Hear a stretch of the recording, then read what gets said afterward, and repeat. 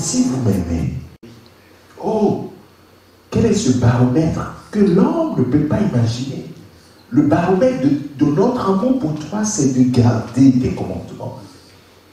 Seigneur, dès ce matin, nous fais comprendre cette vérité. Si nous gardons ta parole, alors nous demeurons dans ton amour. Comme toi, tu as gardé la parole du Père et tu demeures dans son amour. Et même tu as dit, si vous gardez mes commandements, moi et mon Père, nous viendrons et nous ferons de chez vous notre demeure. Alléluia. Amen. Notre vie sera la demeure. Notre maison sera la demeure du Père, du Fils, du Saint-Esprit. Ma vie sera la demeure du Tout-Puissant, de son Esprit, de son Fils. Oh, Alléluia. De quoi aurais-je peur? Seigneur, aide-nous à comprendre que nous n'avons rien à craindre, car nous t'appartenons. Nous ne nous appartenons plus, nous t'appartenons. Seigneur, ces genres de circonstances nous montrent combien de fois nous devons dépendre de toi. Béni sois-tu, Père, au nom de Jésus. Amen. Amen. Ainsi, bien-aimé qui est en direct, nous allons écouter une exhortation, la parole de Dieu. C'est une bonne chose pour nous de pouvoir anticiper l'utilisation des outils comme Facebook Direct. Et dans les mois, dans les semaines à venir, le Seigneur nous permettra de trouver d'autres moyens de pouvoir diffuser la parole de Dieu, puisque c'est ça dont nous parlons. Ce n'est pas pour se mettre en avant, mais c'est pour diffuser la parole de Dieu au peuple de Dieu. Et c'est cela que le Seigneur veut. Que le peuple de Dieu soit touché partout, chacun dans sa maison. Aujourd'hui, nous venons à l'église, mais nous avons maintenant la certitude que l'église doit aller dans ta maison. L'église, Christ doit entrer dans ta maison. Ce n'est pas l'église quand tu viens, l'église que le Seigneur est là, mais le Seigneur veut être présent chez toi, dans ta maison, dans ta vie, et également demeurer avec toi. Nous voyons que les circonstances aujourd'hui vont aller en s'aggravant. Et on interdira aux gens de se déplacer. Mais, à toi et à moi, personne ne peut nous interdire d'être connectés avec notre Père qui est dans les cieux. Amen. C'est pour cela que nous gardons le contact les uns avec les autres, au travers des médias, au travers cet enseignement ou bien cette exhortation que tu entends. J'aimerais te dire que tu n'es pas seul. Jésus est avec toi. Et son regard s'abaisse sur toi. Même si tu es seul dans ta chambre en ce moment en train de suivre cette vidéo, en train d'écouter cet audio, sache qu'il est là à côté de toi. Est-ce que tu sens que sa présence, il y a quelqu'un qui te tient à côté de toi? C'est sa présence. Si tu veux sentir, parce que normalement tu n'as pas besoin de vouloir sentir, tu sais, parce qu'il est vrai, sa parole est la vérité. Sa parole dit que là où deux ou trois sont assemblés, il est parmi eux. Et comme je parle, tu m'entends, je suis en communion avec toi, toi et moi, nous formons le quota qui permet au Seigneur d'être présent. Et il est là. Il est là avec toi. Donc tout ce que nous disons, crois que c'est le Seigneur qui te le dit. Et que moi je disparaisse, que le Seigneur même te parle ce matin. Que le Seigneur t'adresse la parole ce matin. Sois béni, mon frère, ma soeur, qui est connecté ce matin. Ce matin est un culte particulier. Et j'aime ces moments où nous sommes pris de court.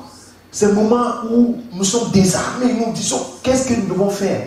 Et c'est là que les combattants doivent se révéler. Le combattant est prêt à tout moment. Le combattant est aux aguets à tout moment. Et cela est important. Nous sommes des combattants du Seigneur. Alors le titre de mon message ce matin, pour toi qui es connecté, pour toi qui regarde cette vidéo ce matin, réveille-toi, toi qui dors. Attache-toi au Seigneur. Réveille-toi, toi qui dors. attache-toi à Jésus-Christ. Réveille-toi, toi qui dors, attache-toi à Jésus-Christ. Voilà le message du Seigneur pour toi ce matin. On va lire quelques paroles du Seigneur. Regardons dans Ésaïe chapitre 30. Ésaïe chapitre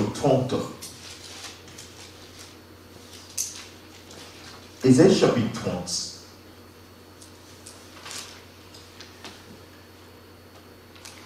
À partir du verset 1. Bien-aimé, que le Saint-Esprit puisse te parler.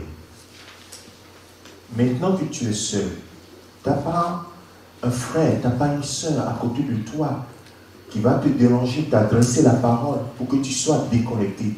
Je te prie, mon frère, ma soeur, sois connecté. Ne regarde ni à gauche ni à droite. N'écoute pas autre chose. Ne va pas faire autre chose. Concentre-toi. Si tu es en train de faire autre chose, je te prie en ce moment, laisse tout ce que tu fais et concentre-toi. Dis, Saint-Esprit, parle-moi de la part de mon Seigneur ce matin. Ésaïe chapitre 30, à partir du verset 1, la parole de Dieu dit, malheur, dit l'Éternel, malheur aux enfants rebelles, qui prennent des résolutions sans moi, et qui font des alliances sans ma volonté, pour accumuler péché sur péché, qui descendent en Égypte sans me consulter, pour se réfugier sous la protection du Pharaon et chercher un abri sous l'ombre de l'Égypte. La protection de Pharaon sera pour vous une honte. La protection du Pharaon sera pour vous une honte. Et l'abri sous l'ombre de l'Égypte, une ignominie.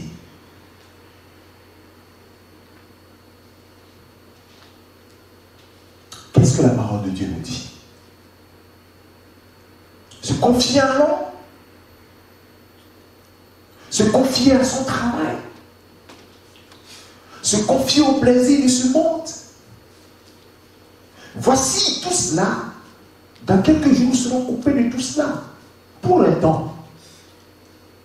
Quel est le message que le Seigneur veut t'adresser? Quel est le message que le Seigneur veut m'adresser? Tu t'es réfugié dans ton travail. Tu t'es réfugié dans les plaisirs. Tu t'es réfugié dans les sorties. Tu t'es réfugié dans les surprises parties, dans les mariages, dans les choses, dans les fêtes. Mais dis, la protection du Pharaon, c'est tout ce qui est contraire à Dieu, tout ce qui est en dehors de Dieu. Tout ce qui nous met en captivité, en dehors de Dieu. Et nous voyons que le peuple d'Israël était en captivité sous Pharaon, qui lui imposait toutes sortes de choses à faire. Mais aujourd'hui, c'est d'autres formes de Pharaon qui nous imposent leur dictat. Et sans le savoir, sans le vouloir, nous nous sommes mis sous la protection de ces choses. Il y a des gens qui se sont mis sous la protection.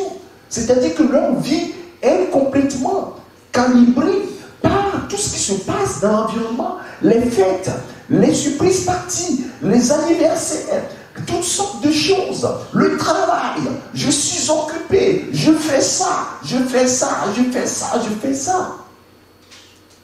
Et Christ est complètement mis à part.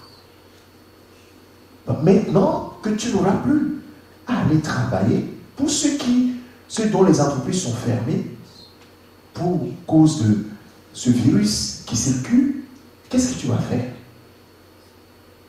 Est-ce que tu comprends que toutes ces choses sont éphémères? Est-ce qu'aujourd'hui tu peux comprendre que toutes ces choses sont éphémères? Et que la seule chose qui demeure, c'est la parole de Dieu. C'est l'attachement à Jésus-Christ, seul qui reste. Pourquoi le monde a tellement peur aujourd'hui de ce virus? Est-ce que toi aussi tu as peur? Réveille-toi, toi qui dors. Attache-toi à Jésus-Christ. Le Seigneur dit malheur au travers d'Ésaïe. Il dit malheur, dit l'Éternel, aux enfants rebelles qui se confient. Oui, qui prennent des résolutions sans moi. Combien d'entre nous avons pris des résolutions sans que ça ne soit pas dans la présence du Seigneur? Que cette situation ne t'ébranle pas. Plutôt que cette situation qui fait qu'avec cette épidémie, cette pandémie du coronavirus, nous pourrons, nous, en tant qu'enfants de Dieu, prendre conscience que nous devons nous attacher à Christ. Non pas parce que nous avons peur. Parce qu'il y a beaucoup de gens, aujourd'hui, oui, je suis chrétien, je n'aurai pas peur. Oh, je suis chrétien. Hé frère, on ne parle pas de ça, ma soeur, on ne parle pas de ça. Quand tout allait bien, quand on te parlait du Seigneur, tu étais un peu, voilà, quand ça t'arrangeait, oui, tu t'attachais à lui. Quand ça ne t'arrange pas, tu t'attaches à autre chose. Maintenant que tu appelles, tu dis, Seigneur, oui, le psaume 91, on entend et on voit sur les réseaux sociaux le psaume 91. Mais là, je vais te lire le psaume 91 pour te révéler quelque chose. J'ai l'habitude de dire à vous, mes frères, mes sœurs, que faisons très attention. Quand la parole de Dieu, tu défies la parole de Dieu. Quand la parole de Dieu t'arrange, oui, tu la confesses. Mais quand elle ne t'arrange pas, tu dis oui, la parole de Dieu a dit ça, mais moi, ben aujourd'hui, il faut que tu dises la même chose. Pourquoi maintenant tu peux te réfugier sur le psaume 91? Alors que lorsque la même parole de Dieu te dit, ce que Dieu veut, c'est que tu marches dans ses voies. Ce que Dieu veut, c'est ton attachement à lui. Ce qu'il veut, c'est que tu sois à sa disposition, que tu sois mis à part pour lui, que tu sois son disciple. Pourquoi est-ce que tu ne dis pas Amen et que tu te mets dans les rangs du Seigneur en ce moment? Parce que c'est la même parole de Dieu qui te le dit, qui te dit la même chose. Il te dit, c'est pas toi de ce qui est vil, ce qui est vil, de ce qui est vérité, la vérité, ce qui est vil, de ce qui est saint. Mais tu mélanges tout. Ce qui est saint et ce qui n'est pas saint. Tu mélanges tout. Mais maintenant, tu confesses le psaume 91. Mais le truc, c'est que les gens confessent là où on parle de la contagion qui frappe en plein milieu. Il faut commencer par le début. Le début nous dit quoi? Celui qui demeure. Demeurer, c'est être toujours sous l'abri du Très-Haut, repose à l'ombre du Tout-Puissant. Ce n'est pas quand les choses sont mauvaises, c'est à tout moment. C'est tout moment. Tu dois demeurer toujours sous l'abri du Très-Haut, à l'ombre du Tout-Puissant. En faisant quoi? En demeurant dans le Seigneur. En demeurant dans la parole du Seigneur. En obéissant la parole du Seigneur. En suivant la voie du Seigneur. Que Christ soit véritablement ton Seigneur et ton Sauveur. Que Christ soit celui qui tient les règnes de ta vie. Que Christ soit celui qui tient les volants de ta vie. Ce n'est pas aujourd'hui qu'il y a le coronavirus, tu commences par confesser le psaume 91. Ça ne va pas marcher, frère. Ça ne marche pas. Dieu n'est pas un gourou. Dieu n'est pas un magicien. Lorsque nous avons besoin, nous courons à lui, nous crions à lui pour avoir la solution. Non, ça ne marche pas.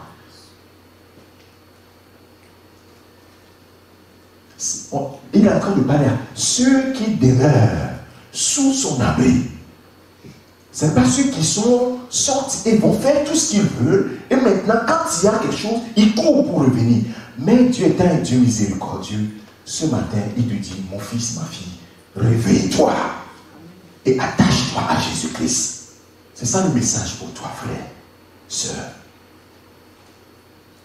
Je ne te demande pas de ne pas confesser le psaume 91. Je t'explique. Si ta vie n'est pas en règle avec le Seigneur et tu confesses le psaume 91, ça ne te servira à rien. Ça servira simplement à essayer d'amadouer ton cœur. Et je pense que ça, et j'ai l'habitude de le dire, c'est de la psychologie. Et ça ne marche pas. Dieu ne marche pas avec la psychologie. La psychologie, on fait des choses, quand on a peur, on fait des choses pour alléger un peu sa peur. Non. La paix, c'est Christ qui donne. Il dit, je vous donne ma paix. Pas comme le monde la donne, la véritable paix. Et quand tu as la paix de Christ, tu ne t'agites pas. Tu ne t'agites pas pour avoir peur du coronavirus. Tu prends les mesures qui s'imposent, les mesures d'hygiène comme préconisées, mais tu n'as pas peur, tu vis ta vie dans la communion avec le Seigneur. Cela ne t'ébranle pas. Ce n'est pas cela qui va faire que tu vas plus prier, ce n'est pas cela qui va faire que tu vas plus lire la parole de Dieu. Non, parce que tu lisais déjà la parole de Dieu. Tu priais déjà. Alléluia. Donc cela ouvre nos yeux sur l'état de notre cœur. Cette situation où exceptionnellement, dans cette génération où nous n'avons jamais vu cela, peut-être au temps de la guerre, les anciens ils ont vu cela, où les gens étaient cloîtrés, ils ne pouvaient pas aller travailler, ils ne pouvaient pas aller faire des choses. Mais aujourd'hui, pour la première fois, nous voyons que nous pouvons être cloîtrés chez nous sans aller travailler, sans faire quoi que ce soit. Et nous voyons que dans certains pays aujourd'hui, on n'a pas l'autorisation de sortir même. Tu sors, tu dois avoir une autorisation pour savoir si tu vas au travail. Tu sors que pour aller au travail, revenir chez toi, pour aller au supermarché, revenir chez toi, pour aller à la pharmacie, revenir chez toi, à l'hôpital, revenir chez toi. Tout autre déplacement est interdit. Alors tu vas faire quoi? C'est le moment pour nous de prendre conscience. Réveille-toi, toi qui dors. Attache-toi à Jésus-Christ. Dans Ésaïe, et je viendrai tout à l'heure pour te parler de certaines choses utiles pour nous dans ces moments que nous traversons, pour saisir la pensée de Dieu. Parce que tout ce qui se passe, il y a un message. Il y a un message pour nous. Et c'est ce message que nous devons saisir. Regardons dans Ésaïe chapitre 45. Ésaïe chapitre 45, verset 22. Voilà ce que nous devons faire. Ce n'est pas confesser l'option qu'avait 11 seulement. Pour ceux qui demeuraient déjà sous l'abri du Très-Haut, ben cette parole est la vérité. Cette parole leur dit, la contagion ne va rien vous faire. Oui, vous êtes sous ma protection. Parce que vous demeurez déjà sous mon abri. Quel est le message? Ésaïe continue. Il va dire dans Ésaïe chapitre 45, verset 22. Tournez-vous vers moi et vous serez sauvés.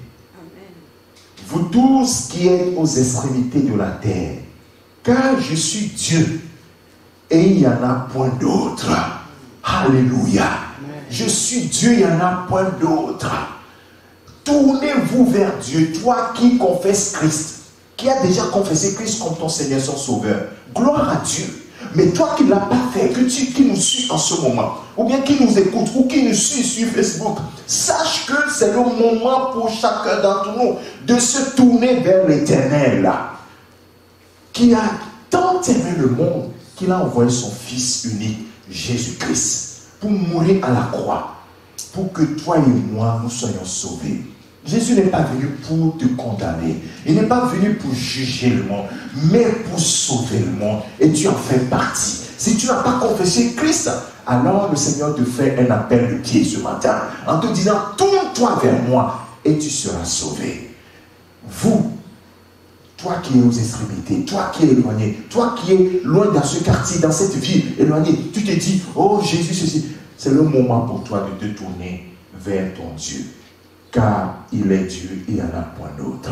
Et il n'a donné qu'une seule personne. Dans Actes des Apôtres, chapitre 4, verset 12, il a dit, il n'y a de salut en aucun autre. Il n'y a de salut en aucun autre, frères et sœurs. C'est pourquoi il disait tout à l'heure, dans Ésaïe chapitre 30, que malheur à ceux qui se confient, ceux qui se mettent sous la protection de Pharaon, ceux qui se mettent sous la protection de l'Égypte, ceux qui se mettent sous la protection, se confient à d'autres, vous aurez la honte. Parce que Dieu a donné une chose. Il dit, il n'y a pas d'autre Dieu. Il n'y en a pas. Il n'y en a pas. Et regardez ce qu'il a donné. Il dit, il y a le salut. Être sauvé. Il n'y a le salut en aucun autre.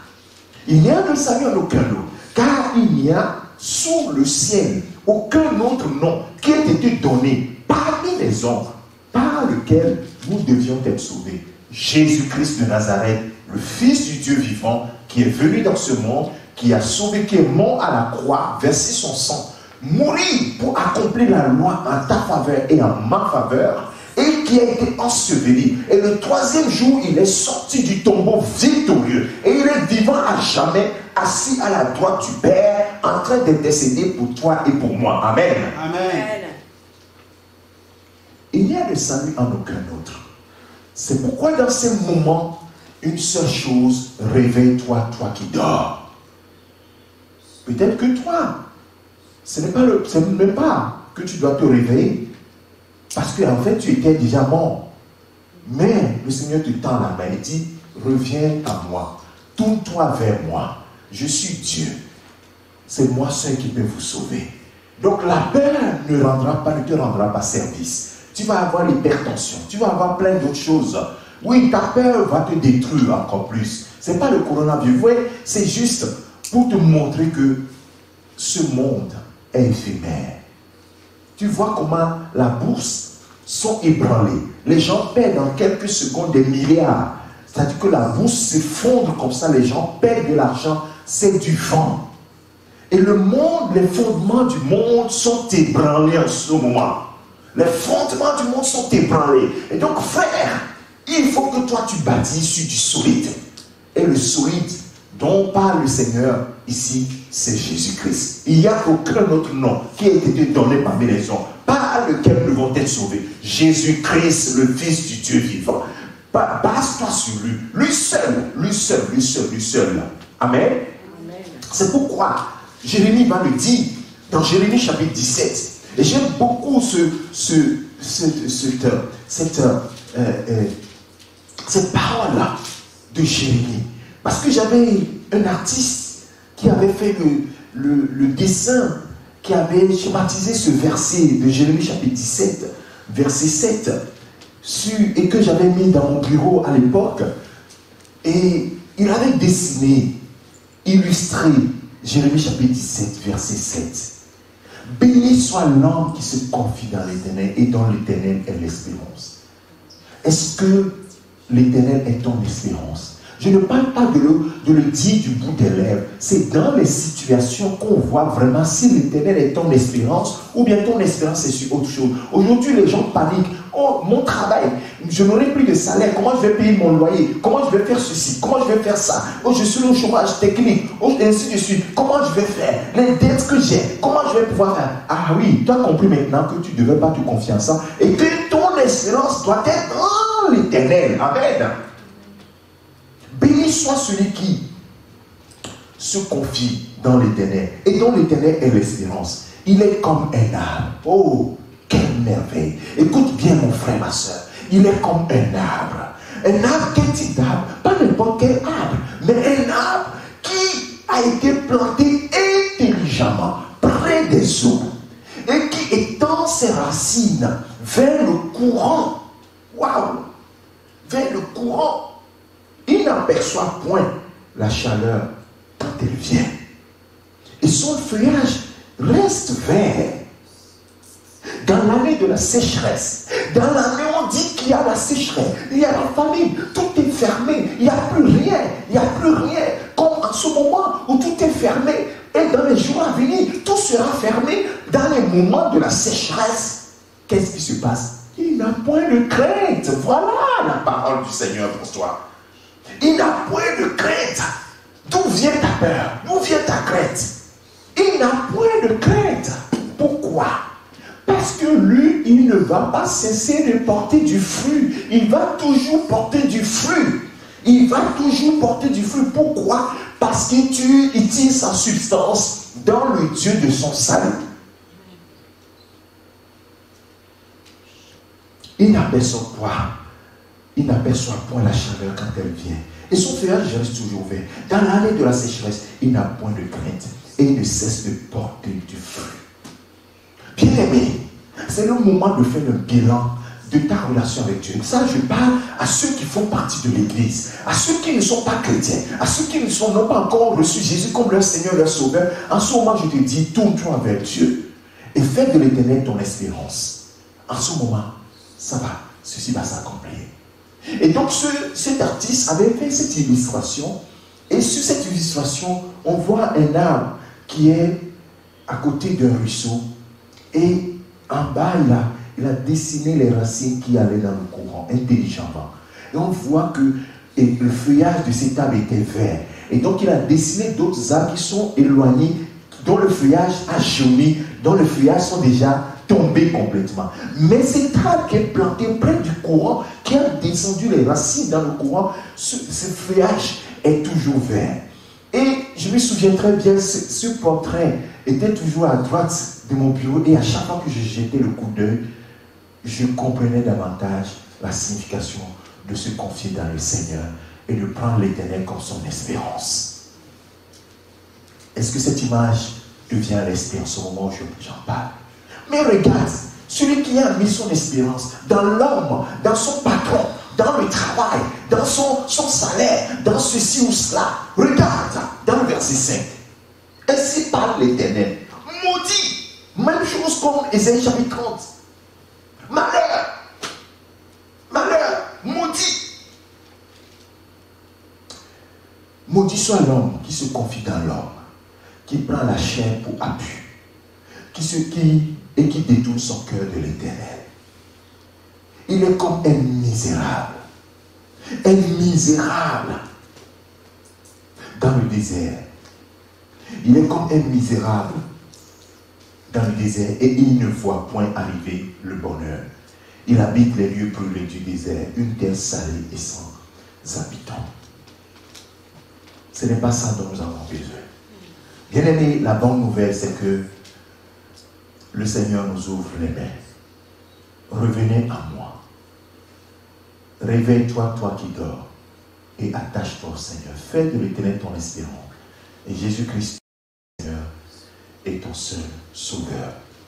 Et il va dire, dans Jean chapitre 3, pour toi qui n'as pas encore reçu Jésus-Christ comme ton Seigneur et ton sauveur, et qui n'a pas véritablement donné ta vie à Christ, il s'est produit quelque chose dans Nombre chapitre 21, versets 4 à 9, dans le désert, quand le peuple a murmuré contre Moïse. Quelque chose d'extraordinaire s'est passé.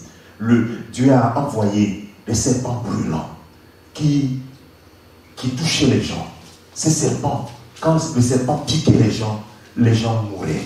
Et les gens se disaient, mais comment allons-nous être sauvés? Ils sont allés voir Moïse pour dire, fais quelque chose, intercède auprès du Père pour nous. Et Dieu a dit à Moïse, fais-toi un serpent d'airain. Et dans le verset 9 de Nombre chapitre 21, il dit, Moïse fit un serpent d'airain et le plaça sur une perche. Et quiconque avait été mordu par un serpent et regardait le serpent d'airain conservait la vie. Conservait la vie. Mais comment un simple serpent pouvait donner la vie? Nous comprenons que, en fait, ce n'était pas le serpent. Dieu voulait que son peuple regarde maintenant à lui seul. Il dit, revenez à moi. C'est moi qui sauve. C'est moi l'Éternel qui sauve. Si tu es piqué par le serpent, tu es piqué par le coronavirus, tu es piqué par quelque maladie que ce soit, tourne-toi vers moi et moi, j'apporte le salut. De la même manière, quand le Seigneur Jésus-Christ avait discuté avec Nicodème, et dans la suite de ses propos, dans Jean chapitre 3, dans la suite de ses propos, il avait dit, fait référence à ce qui s'est passé. C'est juste la même chose. Se confier dans le Seigneur. Prendre le Seigneur comme son appui. Avoir le regard. Si celui qui peut nous sauver. Oh, quelle merveille. Quelle très bonne nouvelle. Donc ça veut dire que, piqué par le serpent, juste le regard levé vers ce serpent d'airain qui est une recommandation. Un choix du Seigneur. Il dit, moi je te donne ce choix-là. Je mets ce serpent d'airain devant toi. Si tu as le regard sur ce serpent d'airain, tu seras sauvé. Je suis sûr que les gens qui étaient dans le peuple, il y a des gens qui ont été mordus et qui ont dit non, moi je m'en fous de ce serpent. Ils sont morts. Mais ceux qui ont eu le courage de se dire, sur ta parole, je vais quand même le faire. Ils ont regardé au serpent et ils ont été sauvés. Et donc dans Jean chapitre 3, Jésus va faire la référence à cela. Et il m'a dit, et quand Moïse, verset 14, et quand Moïse éleva le serpent dans le désert, il faut de même que le Fils de l'homme, Jésus-Christ, soit élevé. Jésus-Christ soit élevé, afin que quiconque croit en lui ait la vie éternelle. Quiconque se confie en lui, quiconque fait de lui son appui, quiconque se bat sur Jésus-Christ, bâti sur Jésus-Christ, que celui-là ait la vie éternelle. Voilà la bonne nouvelle. Tu n'as pas à faire grand-chose. C'est juste te confier dans le Seigneur, t'abandonner au Seigneur, prendre Jésus-Christ comme ton seul Seigneur et Sauveur. Ainsi, il dit, tu as la vie éternelle. Pourquoi? Parce que ainsi, le psaume 91, verset 1 va s'accomplir. Tu demeures sous l'abri du Très-Haut. Tu reposes à son ombre, alléluia, pour l'éternité. Voilà le message de la bonne nouvelle, ce que Jésus allait faire à la croix pour nous. Il a été élevé, il est mort à la croix, pendu au bois, pas pour lui-même, pour nous qui sommes mordus par le péché, pour que nous ayons un regard tourné vers lui. Quiconque croit en lui n'est pas la mort, mais est la vie éternelle, demeure dans la vie éternelle. Voilà le message du salut que chacun doit ressaisir maintenant en se réveillant. Réveille-toi, toi qui dors, et le Christ t'éclairera. Il est la lumière du monde. Oui, les ténèbres couvrent la terre, Isaïe chapitre 60. Mais si tu te confies en lui, tu fais de lui ta seule espérance, tu fais de lui ton seul Seigneur, ton seul Sauveur, tu te reposes sur lui, tu mets tes racines dans sa parole, tu puises ton énergie dans sa parole, alors sa lumière est sur toi. Isaïe chapitre 60, ce verset que nous utilisons dans les prières matinales et depuis 2 semaines, nous dit, voici, dans le verset 2, il dit, voici, les ténèbres couvrent la terre. Est-ce que cela ne ressemble pas les ténèbres? Et je me dis, mais comment c'est possible? Je vais voyager, je vais quitter. Oh non, le virus, il est partout. Hein? Maintenant, il est partout. Tu ne peux pas fuir, tu ne peux pas fuir. Tu vas aller où? Tu vas aller où? Le virus, il est partout maintenant.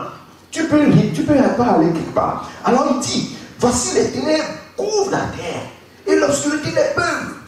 Mais sur toi, toi qui as le regard sur Jésus-Christ, qui est la vie éternelle, qui demeure sous l'abri du Très-Haut, sur toi, mets sur toi, alléluia, mets sur toi mon frère, mets sur toi ma soeur, mets sur toi mon frère, mets sur toi ma soeur. L'Éternel se lève, sur toi, sa gloire apparaît. Quelle bonne nouvelle, quelle bonne nouvelle, quelle très bonne nouvelle nous avons aujourd'hui. La très bonne nouvelle. Alors, il ne te reste qu'une seule chose à faire. Te confier en lui. Cessez d'avoir peur. Cessez de se dire, ah, moi je ne sais pas toucher, je ne sais pas toucher. Mais toi-même, tu sais au fond de toi que c'est parce que tu as peur. Non, laisse ça de côté. Il y a plus dangereux que le coronavirus. C'est la mort éternelle.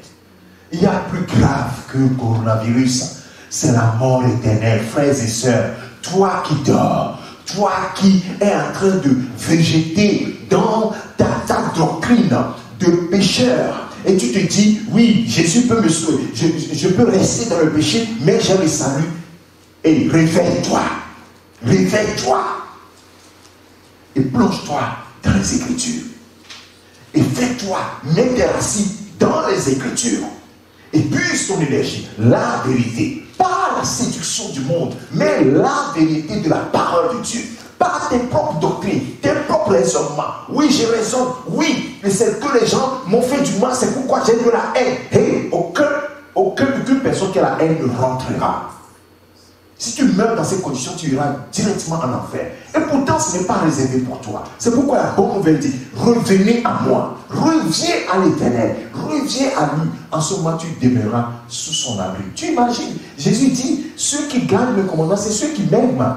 Et si vous m'aimez, mon Père et moi, nous viendrons et nous ferons de chez toi notre demeure. Comment penses-tu que le Père, le Fils, le Saint-Esprit font de chez toi ça leur demeure? Et tu es en danger. Est-ce que c'est possible ça? Non, tu n'es pas en danger. Tu n'es pas en danger. Tu dois être plutôt dans la sécurité. Parce qu'eux, ils tiennent ce monde. C'est pourquoi Jésus a dit à ses disciples en partant, vous aurez de la tribulation dans ce monde, mais gardez courage, j'ai vaincu le monde. Celui qui a vaincu le monde est avec toi. Mais comment tu as peur? Nous n'avons plus de crainte. Ne sois plus esclave de la peur, frères et sœurs. Ne sois plus esclave de la peur. La seule chose que tu dois faire, c'est de revenir au Seigneur pour que lui qui est le prince de paix te donne sa paix. Quand il te donne sa paix, en ce moment, la crainte s'enfuit directement. La crainte fait partie des ténèbres. Cette crainte, c'est pourquoi quand il s'est levé de la barque, il dit, mais pourquoi avez-vous si peur? homme de peu de foi. Et qu'est-ce qu'il a fait? Il a menacé le vent. Il a menacé le vent. Il dit, toi, tais-toi, silence. Et il y a eu le calme. Les disciples, ils ont repéré. Qui est donc celui-là à qui même obéissent le vent et la tempête? Bien-aimé, avant de finir, je vais te dire, qu'est-ce qu'il faut faire? Je pense que tu te poses la question, qu'est-ce qu'il faut faire? Que dois-je faire maintenant? Que dois-je faire maintenant? Oui, tu dois faire quelque chose, frère. Tu dois faire quelque chose. Réveille-toi, toi qui dors, et attache-toi à Jésus-Christ. Mais comme tu ne vois pas Jésus, les gens disent, oui, je vais m'attacher à Jésus. Mais tu ne vois pas Jésus. Comment tu peux t'attacher à lui? T'attacher à sa parole. Demeurer dans sa parole. Lire sa parole. Tout ce qui concerne le Seigneur. S'attacher, rechercher les choses de Dieu. Aimer les choses de Dieu. Laisse les choses du monde que tu aimais. Le sport, les choses. Oui, tu vas. Oh, tel est mon idole. Oh, le sport, je ne peux pas m'en passer. Oh, ceci, je ne peux pas m'en passer. Maintenant, tu vas t'en passer. On va voir ce que ça va faire. Est-ce que tu vas mourir? Non, ce sont des choses qui prennent de la place dans ta vie. Tu ne sais pas, tu es en train de... Tu penses que non, on peut côtoyer, on peut mélanger les choses. Jésus ne veut pas que sa place soit luttée ou bien soit ébranlée avec autre chose. Soit rivalisée avec autre chose. Non, il veut être le premier. Il veut être le premier. Il est jaloux. Donc aujourd'hui, il permet à ce que tout te soit enlevé pour voir maintenant sa place. Maintenant, il faut que sa place soit visible. C'est là où tu vas voir qu'il y a un vide devant toi.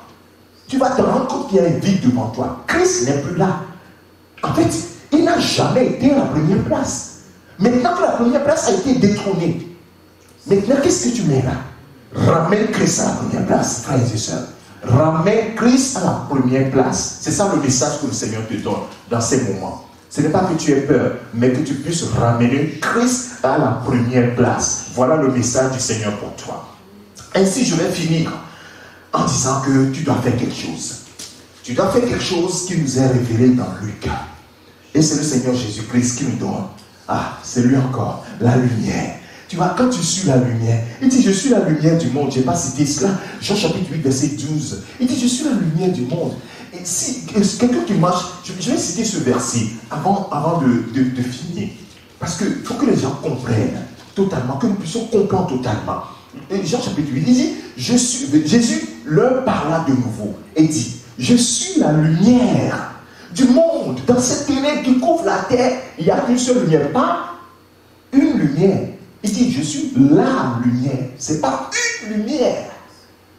Je crois que les gens vont se dire, oh, peut-être que si on trouve un vaccin, c'est ça le salut. Oh, si on trouve ceci, oh, et il faut trouver quelque chose. Les chercheurs, qu'est-ce que vous faites? Vous laissez le corona nous attaquer, mais faites quelque chose. Ah, aujourd'hui, tu sais que les chercheurs qui sont là. Non, frère, ce n'est pas ça la solution. La solution, c'est de rechercher la lumière. Dans cette ténèbre qui couvre la terre. La lumière. Il dit, je suis la lumière du monde. Celui qui me suit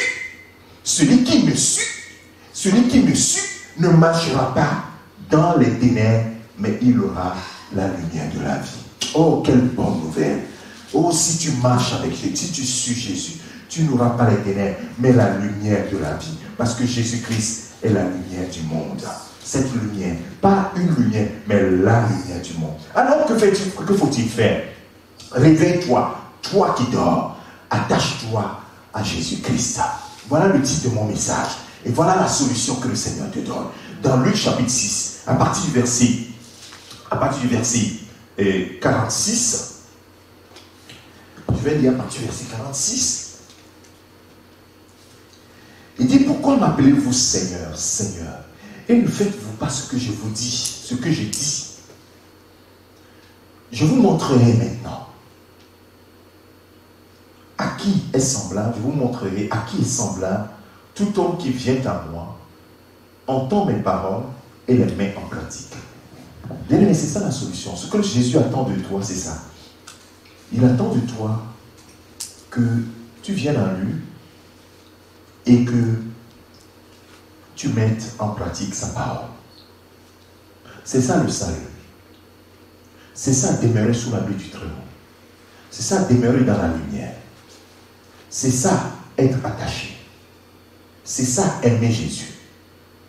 C'est ça, faire de Jésus son Seigneur et son Sauveur. Mettre en pratique la parole de Dieu. Il dit qu'il va nous montrer la voie. Il est semblable.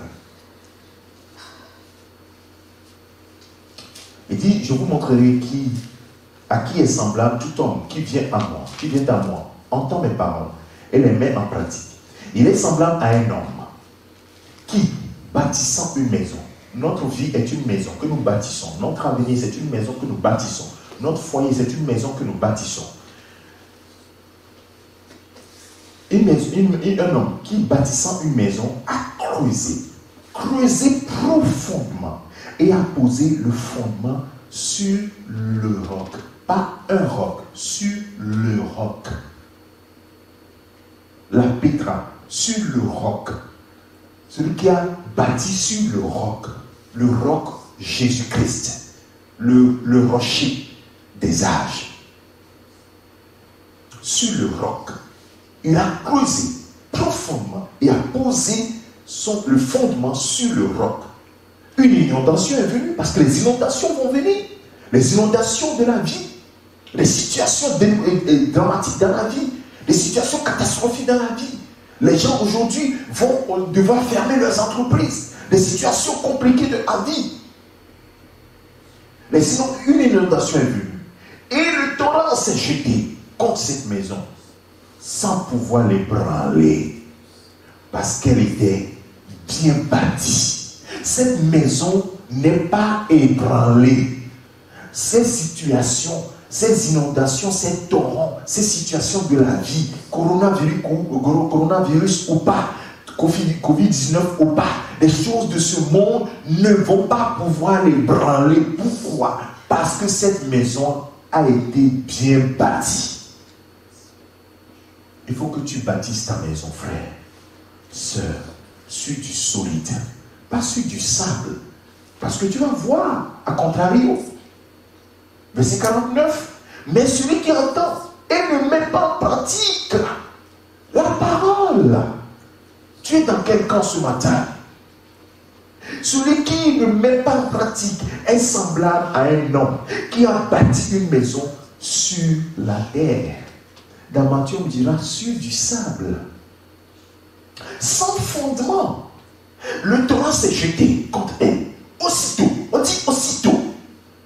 Elle est tombée. Et la ruine de cette maison est très grande. Elle a été grande. Il suffit seulement qu'on annonce. Oh, on est ébranlé. Je ne parle pas du calme. Il y a certaines personnes qui sont calmes naturellement.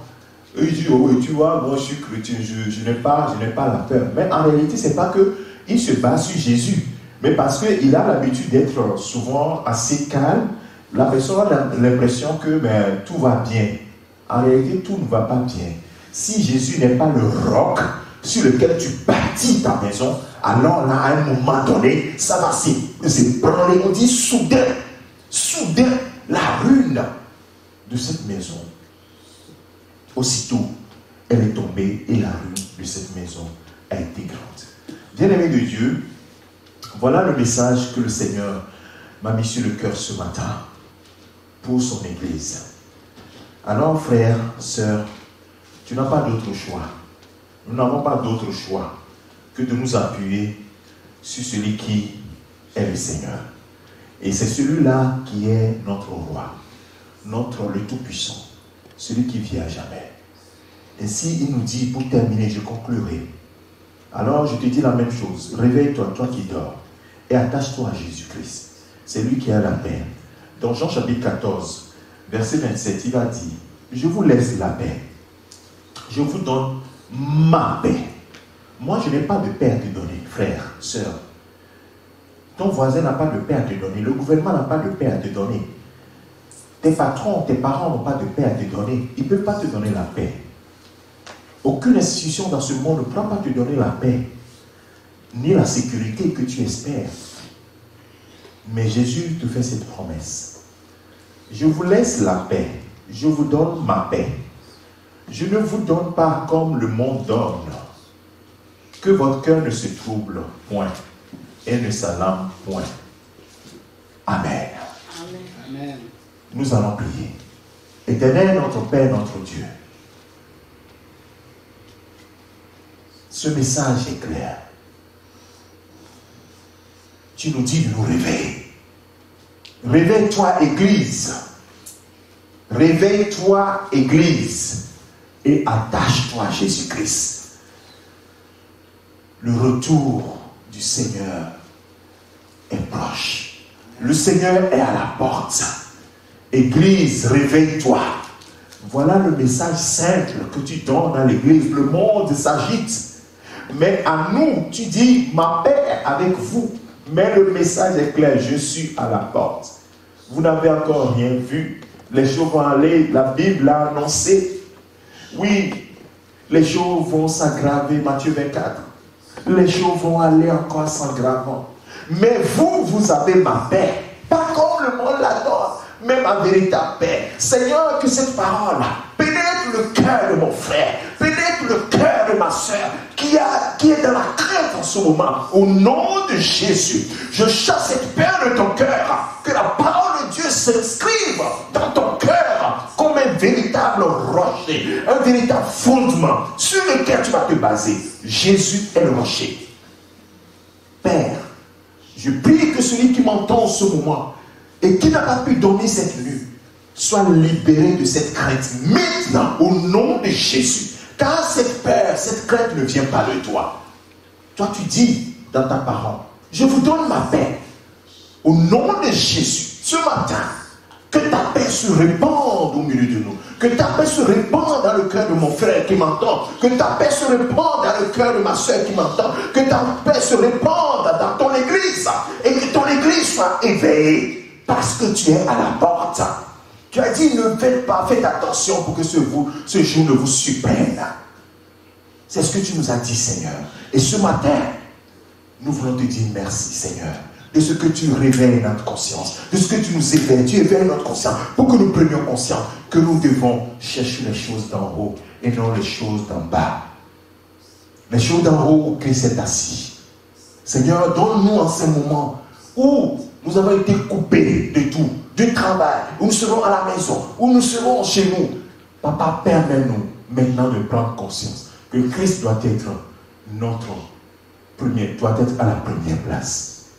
Que Christ doit être le rocher de notre famille, le rocher de mon travail, le rocher de ma vie, le rocher de mon foyer. Christ doit être tout pour moi. Christ doit être tout pour moi. Christ doit être tout pour moi. Et sa parole doit être la lumière, la lampe à mes pieds.